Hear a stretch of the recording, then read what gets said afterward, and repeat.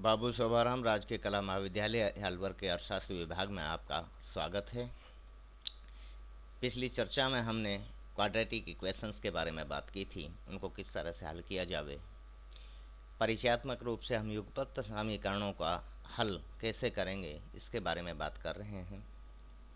Simultaneous equations, जब दो या दो से अधिक अज्ञात चर राशि हों तो उस स्थिति में किस तरह से हम उन चरों के मान ज्ञात करें। इसके लिए हमने दो समीकरण लिए हैं। एक समीकरण 3x + 2y = 34 और दूसरा समीकरण है 2x + 4y = 44।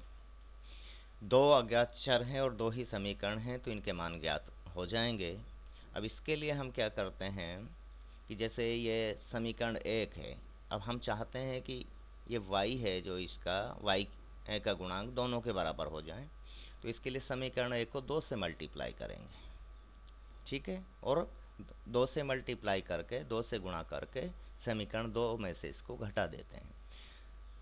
तो 2x + 4y समीकरण नंबर 2 है। 2x + 4y = 44 और समीकरण 1 को जब हम 2 से गुणा करेंगे तो 6x + 4y = 68 हो जाएगा, ठीक है। इसको समीकरण 2 में से घटा रहे हैं तो लिख दिया समीकरण को 2 से गुणा करके एक को यहाँ लिख दिया। अब इसके चिन्ह है जो माइनस माइनस माइनस, क्योंकि ये सारे चिन्ह प्लस के हैं। अगर यहाँ माइनस का चिन्ह होता तो ये प्लस हो जाता। अब हमारे पास जो आएगा, देखो 4 से 4 कैंसिल हो रहा है। अब यहाँ 2x प्लस का है और 6x माइनस का है, तो -4x इधर बच गया लेफ्ट हैंड साइड को। इधर राइट हैंड साइड को 44 प्लस का है और 68 माइनस का है, तो -24 -24 बचा, ठीक है। तो माइनस से माइनस चिन्ह कैंसिल हो जाएगा। x = 24/4 = 6। अब ये x का मान जो आया है इसको समीकरण 1 में रख देते हैं, तो 3 उस समीकरण में है ही x का गुणांक, और x की जगह 6 रख दिया, तो 3 × 6 + 2 × y = 34, ठीक है। अब 2y और ये 6 × 18, 18 को राइट हैंड साइड को ले जाएंगे, तो 2y = 34 - 18, 2y, अब ये 34 में से 18 गया 16 बच गए, 2y = 16, तो y की वैल्यू 8 आ गई। इसलिए x = 6 एंड y = 8 आंसर हुआ। अब 3 या अधिक अज्ञात चल राशियों के समीकरणों को हल करने के लिए हमें सारणी की ज़रूरत पड़ती है, डिटर्मिनेंट का नॉलेज हम आगे जाके जब मैट्रिक्स और डिटर्मिनेंट पढ़ेंगे तब हमें पता लग जाएगा। तो वहाँ क्रैमर के नियम की सहायता से 3 से अधिक अज्ञात चर राशियों के मान किस तरह से एक युगपत समीकरण से ज्ञात किए जाएं, ये बहुत अच्छे से समझाया जाएगा, ठीक है। नेक्स्ट, अब हम बात करते हैं घातांक इंडिसेस की। घातांक जैसे x की घात m है, तो x की घात m में m को तो घातांक कहते हैं, घातांक कह लीजिए, इंडेक्स कह लीजिए, पावर का मतलब घात होता है, x की घात है ये, या एक्सपोनेंट कह लीजिए। x की घात m को घात या घातांक या एक्सपोनेंट कहते हैं, और x को आधार कहते हैं। x पर ये जो x है इसको आधार बेस कहते हैं, ठीक है। तो इसमें तो कोई कन्फ्यूजन वाली स्थिति नहीं है। जैसे x की घात m है तो x आधार है और m घात है या घातांक है, ठीक है। अब इसके कुछ नियम है घातांक के, इंडिसेस के जो रूल्स हैं उनके बारे में हम जान लेते हैं, आगे जाके हमारे लिए उपयोगी रहेगा, काम आएगा। जैसे x की घात m इंटू x की घात n ये हो तो ये बराबर होता है। अब यहाँ देखिए x की घात m इंटू यानी गुणा x की घात n, तो यहाँ घात हैं दोनों, आधार दोनों के एक जैसे हैं, तो इसलिए घात जुड़ जाएंगी, = x की घात m + n होगा। आगे जाके इसको उदाहरण से भी हम क्लियर करेंगे। इसी तरह से दूसरा नियम यह है कि यदि ब्रैकेट x की घात m ब्रैकेट की घात n हो तो, अब ध्यान रहे ये पिछले इस वाले से अलग है। अब यहाँ x की घात m इंटू n होगा, ठीक है। इसी तरह से यदि x की घात m भाग x की घात n हो या x की घात m बटा x की घात n हो तो दोनों के आधार समान हैं, तो x की घात m जो ऊपर है उसमें से n घट जाएगा माइनस n, ठीक है। नेक्स्ट 1 बटा x की घात n, अब घात जब ऊपर जाएगी तो इसका चिन्ह बदल जाएगा। यहाँ पे देखा है, देखो x की घात जब n ऊपर गई है तो यहाँ ये चिन्ह इसका n का चिन्ह है जो माइनस हो गया, तो यहाँ होगा x, ये बराबर होता है x की घात ऊपर गई घात तो माइनस हो गया माइनस n, ठीक है। नेक्स्ट अंडर रूट x, अब देखिए ये बहुत महत्वपूर्ण है। अंडर रूट का मतलब वर्गमूल जो हम जानते हैं कि x की घात आधी होती है, ठीक है ना। नेक्स्ट x की घात p बटा q या p बाई q, ये बराबर होता है, देखिए q है जो ये बाहर आ जाएगा और अंडर रूट ऑफ x की घात p ये होता है इसका मतलब। नेक्स्ट x की घात यदि 0 है, यदि x की घात 0 है तो ये 1 के बराबर होता है, ठीक है ना। आगे जाके और थोड़ा सा इसको विस्तार से बताएंगे कि क्यों होता है। नेक्स्ट x की घात माइनस 1 बटा n, अब अगर हम चाहते हैं कि घात का चिन्ह माइनस की जगह प्लस का हो जाए तो क्या करेंगे, इसको 1 बटा x की घात 1 बटा n के रूप में हम लिख सकते हैं। नीचे आ गई तो घात प्लस में हो गई माइनस की जगह। अब इसके कुछ उदाहरण हम लेते हैं घातांक के नियमों से जुड़े हुए, जैसे पहला जो हमारा नियम था उसी के पर आधारित ये है,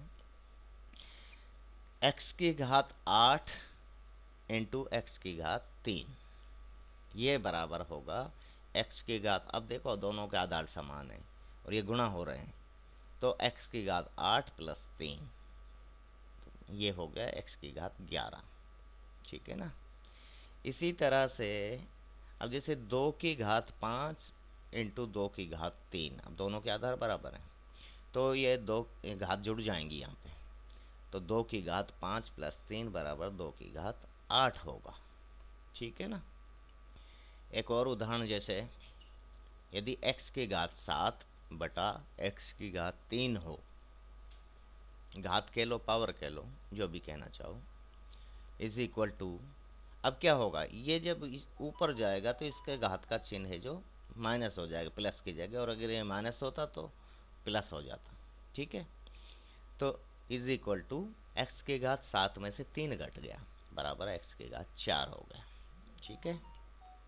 नेक्स्ट यदि एक्स की घात 5 ब्रैकेट की घात 4, अब ये देखो उस वाला है, यहाँ घात जुड़ेंगी नहीं, यहाँ गुना होंगी, तो इज इक्वल टू 5 चौका 20 एक्स के घात 20 होगा, ठीक है ना। इसी तरह से एक और उदाहरण हम ले रहे हैं कि 1 बटा एक्स की घात 2 या 1 बटा x square is equal to, अब ये जब घात ऊपर जाएगी तो चिन्ह क्या हो जाएगा, प्लस से माइनस हो जाएगा अगर ऊपर लेके जाना है तो हमें, तो इज इक्वल टू एक्स की घात -100 होता है, ठीक है। नेक्स्ट एक्स की घात 3 बटा 4, अभी जो मैंने बताया आपको एक्स की घात p बटा q वाला नियम है उसी के हिसाब से है, तो यहाँ ये 4 है बाहर आ जाएगा, ठीक है। वर्गमूल एक्स की घात जो होगी, यहाँ 3 है तो 3 लिख दिया जाएगा, 5 है तो 5 लिख दिया जाएगा, तो 4 वर्गमूल एक्स की घात 3, ठीक। अब और हम जैसे इसके उदाहरण लेते हैं, क्वेश्चन आता है आपके सामने कि हल कीजिए। क्या हल करना है कि यदि x की घात 3 इंटू एक्स वाई की घात -3 हो तो इसे हल कीजिए। तो कर दो साहब। अब यहाँ आधार दो अलग अलग है, ध्यान रखना, वो गलती मत कर देना। वो तो x पर ही आधारित थे दोनों, यहाँ x और y पर आधारित हैं ये दोनों बातें। तो x की घात 3 अब नीचे लाएंगे तो नीचे लाएंगे y को जब नीचे लाएंगे तो y की घात माइनस से प्लस हो जाएगी। ठीक है, तो x की घात 3 बटा y की घात 3। अब देखो दोनों की घात 3 3 है, क्यूब जिसे हम कहते हैं, x cube by y cube, तो x बटा y की घात 3, ये आंसर हो जाएगा इसका। इसी तरह से एक और उदाहरण ले लें। यदि x की घात -2 बटा y की घात -2 हो तो अब हल कीजिए इसको।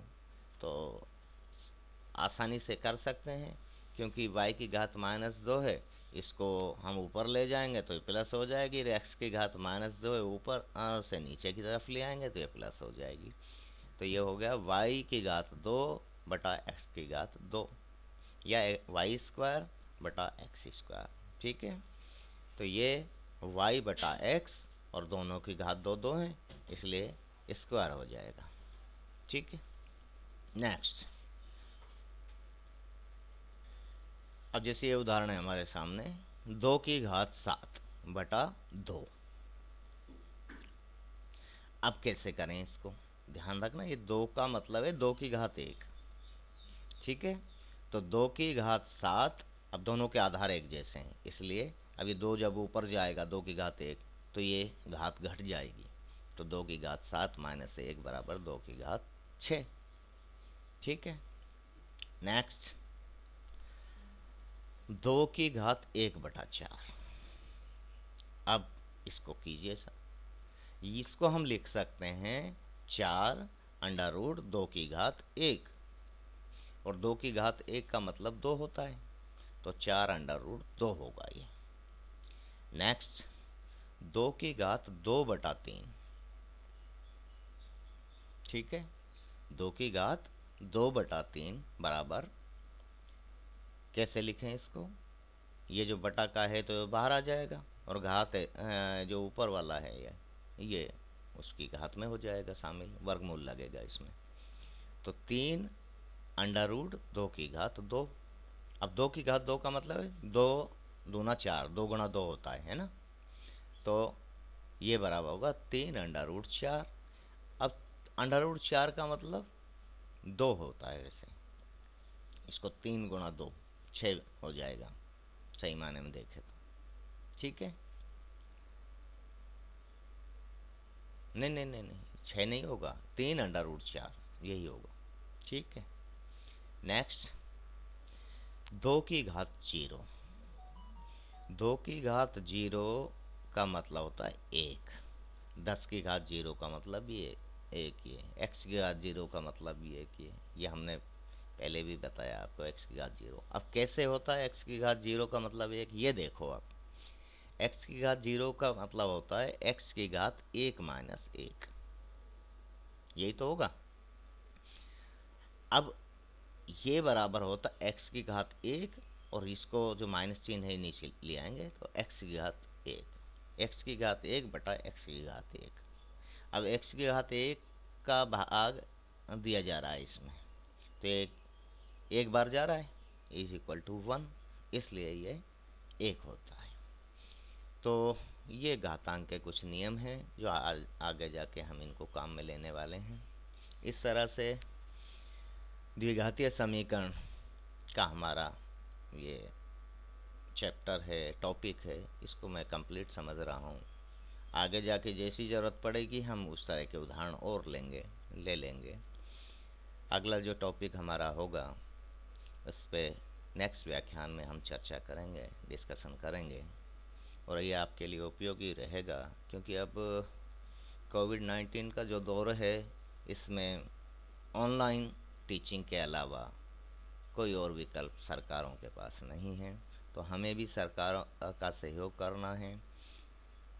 जन स्वास्थ्य के ध्यान में रखते हुए, अपने स्वास्थ्य को ध्यान में रखते हुए हम इस ऑनलाइन शिक्षण का जितना अधिक फ़ायदा ले सकें हमें लेना चाहिए। इसके लिए आपको मैं व्हाट्सएप ग्रुप पे इसका पीडीएफ फॉर्मेट में आपको मटेरियल प्रोवाइड करा दूंगा। थैंक यू, धन्यवाद।